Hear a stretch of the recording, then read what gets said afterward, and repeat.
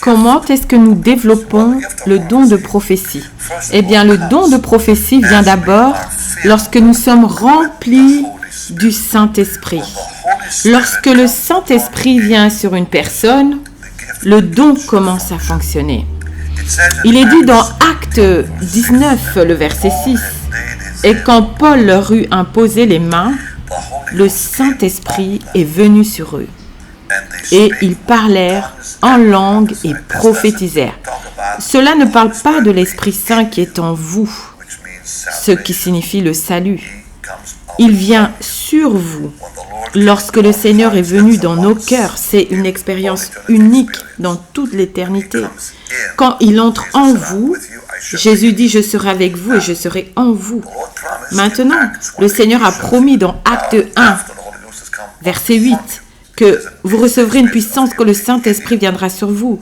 Il y a l'expérience de lui en vous qui concerne le salut et aussi sur vous. Cela concerne les dons. L'un est l'onction intérieure, l'autre est l'onction de puissance. Lorsque vous recevez l'onction de puissance, qui est plus souvent que vous ne le réalisez, en fait, c'est quotidiennement. Nous avons besoin de recevoir cette puissance quotidiennement pour cette vie chrétienne bénie de l'intérieur. C'est ce que nous appelons le baptême du Saint-Esprit, l'effusion du Saint-Esprit. Il est donc impératif que nous recevions l'onction pour que ce don puisse couler au travers de nous. Maintenant, nous pouvons recevoir cela et seulement si nous le demandons à Dieu ou quand quelqu'un nous impose les mains ou quand quelqu'un prie avec nous. Je prierai avec vous aujourd'hui pour que Dieu vous oigne pour prophétiser et assurez-vous de partager cela avec vos amis.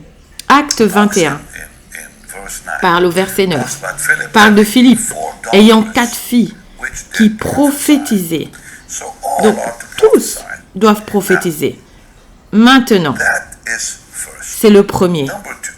Deuxièmement, nous devons libérer notre foi. Donc, tout d'abord, nous avons besoin de l'onction. Et deuxièmement, nous devons libérer notre foi. C'est très important. Quand j'ai été sauvé, en février 72, je n'oublierai jamais quand j'étais aux catacombes et que le Seigneur a agi puissamment dans ce service. La première fois que j'ai prophétisé, j'ai littéralement ressenti une urgence. J'ai ressenti une agitation dans mon âme. Je l'ai vraiment ressenti et je savais que je devais parler. C'était un flux puissant dans ce service. Alors quand j'ai commencé à prophétiser, c'était comme un puits qui était sorti de moi, comme la précipitation de la parole de Dieu. Et souvent, c'est arrivé là, dans les catacombes, et les gens ont commencé à s'attendre à ce que je donne une parole de prophétie. Mais quelque chose que j'ai dû apprendre, je devais avancer par la foi, même si l'onction coulait. Je devais faire un pas de foi. Dieu nous donne 2 ou 3 mots pour commencer. Des mots, nous savons qu'il nous les donne. Et quand nous les relâchons, il y en a tellement plus qui arrivent. Donc dans Romains 12, verset 6, de 6 à 8, il est dit « Ayant donc des dons différents selon la grâce qui nous est donnée, que ce soit la prophétie, prophétisons selon la proportion de la foi. » Donc, vous ne pouvez pas libérer ce don sans la foi. La foi doit être libérée. Il dit que nous devons prophétiser selon la proportion de foi. Ou celui qui enseigne doit s'attacher à l'enseignement, celui qui exhorte à l'exhortation, celui qui donne, qu'il le fasse avec simplicité, celui qui gouverne avec diligence. C'est donc ce que je disais. Quand il s'agit de la prophétie, il s'agit de laisser la foi agir. Nous faisons des pas de foi. Donc la foi est importante. Pour augmenter sa foi dans ce domaine, nous devons continuellement entendre la parole du Seigneur. Vous ne pouvez pas vraiment libérer la foi sans que la parole de Dieu soit dans votre vie.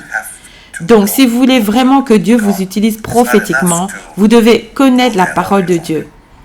Il ne suffit pas d'avoir l'onction, de savoir que l'onction est sur vous, d'avancer par la foi. La parole doit être en vous, car Dieu utilise sa parole pour parler prophétiquement. Dans Romains 8, allons dans Romains 8, chapitre 10, et regardons le verset 8. Il dit, « La parole est près de toi, dans ta bouche et dans ton cœur. Or, c'est la parole de foi que nous prêchons. » Donc, cette parole de Dieu en nous, la Bible en nous, une fois que nous remplissons nos cœurs avec la parole, il y a ce qui ressemble à quelque chose qui est allumé. Et ensuite, vous prononcez la parole. Vous ne pouvez pas vraiment prophétiser. Dieu ne vous utilisera pas prophétiquement si la parole de Dieu n'est pas en vous. Romains 10, 17 dit que la foi vient en entendant et en entendant par la parole. Nous devons donc comprendre, avec une vie de prière dynamique, avec la parole de Dieu dans votre cœur, vous vous positionnez correctement pour prophétiser. Ainsi, la parole de Dieu produit la prière.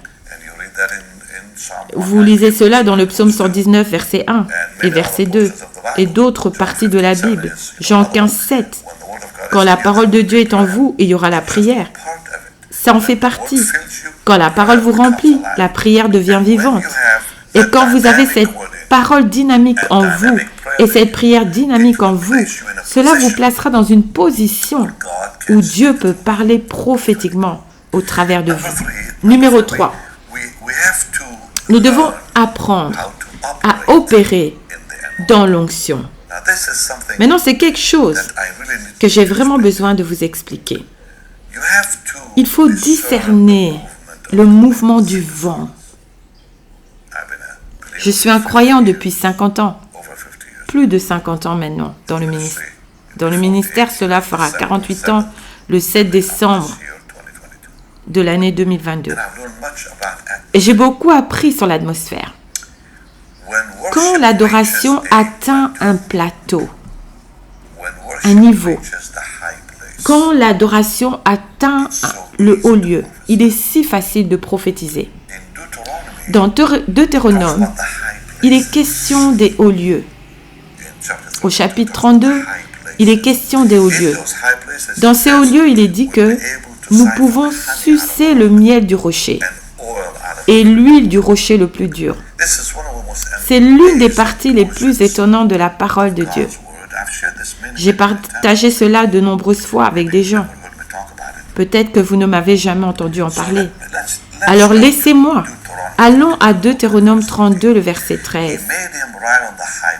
Il a fait monter sur les hauteurs du pays.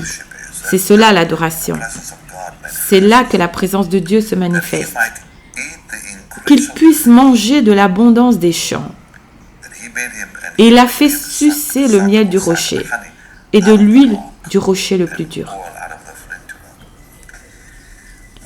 Quand vous commencez à sentir le vent, quand vous êtes en hauteur, c'est comme si l'aigle attendait que les bons vents soufflent avant de se libérer dans les vents et de s'envoler. Discerner le vent est parfois très difficile à enseigner. Alors je ferai de mon mieux pour l'expliquer. Mais quand vous y êtes allé, il est si facile de le comprendre. Si vous n'y êtes pas allé, j'ai besoin de l'expliquer peut-être un peu plus. Vous adorez le Seigneur. Soudain, la parole de Dieu en vous prend vie. La prière en vous explose. Vous commencez à prier en langue très vite. Vos langues changent. Vous devenez très intense dans cette atmosphère. C'est ce que cela veut dire quand Dieu dit il vous fera manger de l'abondance des champs. Il y a une augmentation d'activité en vous. Quand vous êtes dans ce haut lieu et que l'adoration est magnifique et les gens chantent, se mettent à chanter le chant du Seigneur. Les gens commencent à prier en langue d'une manière différente qu'ils l'ont fait peut-être que lorsqu'ils étaient seuls dans leur salle de prière. Et ça coule. Dans les croisades, parfois, je me rends compte que je ne pouvais pas m'arrêter. Je priais si vite que la parole arrivait. Et je prie en langue. Et c'est là que la prophétie se déclenche. Donc, l'atmosphère, l'adoration, tu es dans le haut lieu. La parole de Dieu qui est déjà en vous commence à couler et à augmenter, comme la Bible dit, l'abondance du champ. Maintenant, vous commencez à sucer la parole de votre esprit. Car il est dit que Dieu leur fera sucer du miel du rocher. Ce rocher est en nous. Son nom est Jésus. Vous sucez cela directement hors de vous. Et maintenant, cette onction coule directement. Et la prochaine chose que vous savez, vous prophétisez. Vous devez donc apprendre à opérer dans ce haut lieu où l'onction coule librement avec puissance. Numéro 4. Vous devez attendre une parole spécifique, un mot. Laissez-moi vous montrer de quoi je parle. Regardons Jérémie chapitre 20, le verset 9. Regardez le verset 9. Il dit, « Alors j'ai dit que je ne ferai plus mention de lui, je ne parlerai plus en son nom, mais sa parole était dans mon cœur comme un feu brûlant dans mes os. » Dieu va vous donner une parole qui va brûler en vous comme un feu. Alors vous devez attendre que cette parole vienne. Ce sont des étapes merveilleuses que je suis en train de vous donner. N'oubliez jamais ce que je viens de vous donner. Numéro 1, c'est le feu de la Pentecôte. Vous devez comprendre la prophétie. Numéro 2, vous devez libérer votre foi. Numéro 3, vous devez apprendre à opérer dans cette atmosphère du haut lieu. Et c'est l'adoration qui vous y amène. Numéro 4, attendez ce mot plein de feu qui viendra dans votre esprit. Ça commence par votre cœur et ensuite vous devez le dire. C'est comme une pression, comme un bouillonnement. Jérémie 15. Et c'est vraiment quelque chose de beau que je vais partager avec vous. Le verset 16 dit ceci. Et je suis sûre que vous avez ressenti cela peut-être parfois dans un service. Il est dit que j'ai recueilli tes paroles et je les ai dévorées. Tes paroles ont fait la joie et l'allégresse de mon cœur. La prophétie, lorsque le don de prophétie est sur le point d'être libéré, il y a une expérience de joie, comme une joie soudaine qui vient. Dans les psaumes, dans le psaume 45, David parle de ce bouillonnement.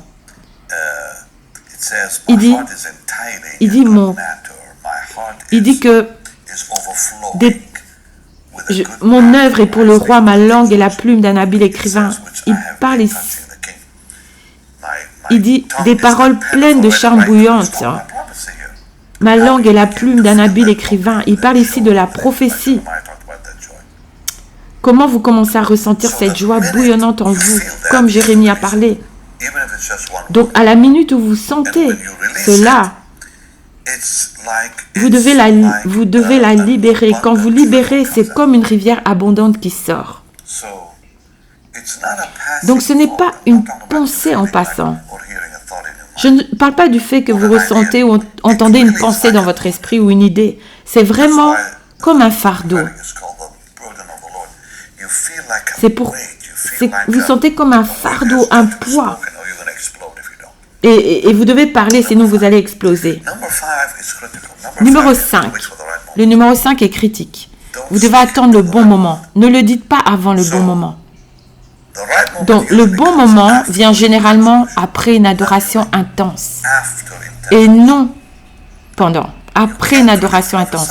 Vous ne pouvez pas vraiment prophétiser correctement quand les gens sont encore en train d'aller au haut lieu. Alors donnez du temps. Laissez les gens dans l'église, dans le service, adorer le Seigneur. Et vous adorez, maintenant vous allez au lieu. Vous atteignez ce magnifique lieu d'adoration incroyable. une atmosphère incroyable. Et c'est là que la prophétie pénétra vraiment le cœur des gens.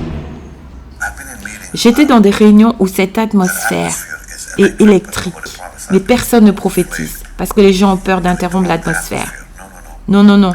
Tu n'interromps que quand c'est encore en construction. Mais il y a un endroit où c'est déjà fait. C'est fait. C'est comme ça a déjà été mijoté. C'est comme si ça a déjà bouilli. Et maintenant, c'est assez chaud. Maintenant, tu peux relâcher. C'est à ce moment-là, quand l'adoration intense a créé une ambiance pour que le service aille plus haut. Et il va encore plus haut quand la parole du Seigneur arrive.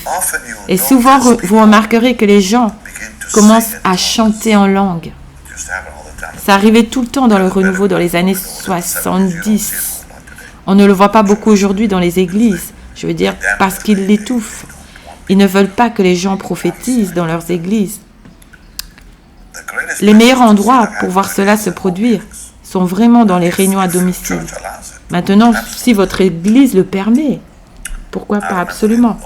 Je me souviens qu'à OCC, je disais aux gens d'attendre que l'atmosphère soit chargée, jusqu'à ce que nous soyons allés au lieu. Puis je leur donnais le temps de libérer ce don. Et c'était souvent beau. Ça venait du ciel. Et nous en avons encore besoin. Donc, connaître le bon moment. Et je n'aime pas utiliser le mot humeur, ambiance. Mais il n'y a pas d'autre mot que je puisse utiliser. Quand l'ambiance est bonne, quand les gens ont adoré, ils ont pleuré. C'est un moment de beauté silencieuse, une atmosphère silencieuse.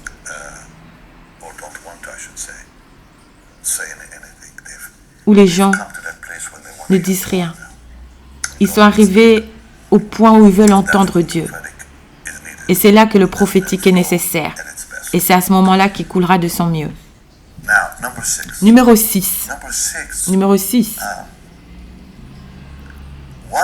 Une fois que l'ambiance est prête, vous devez apprendre à discerner les pensées du Saint-Esprit.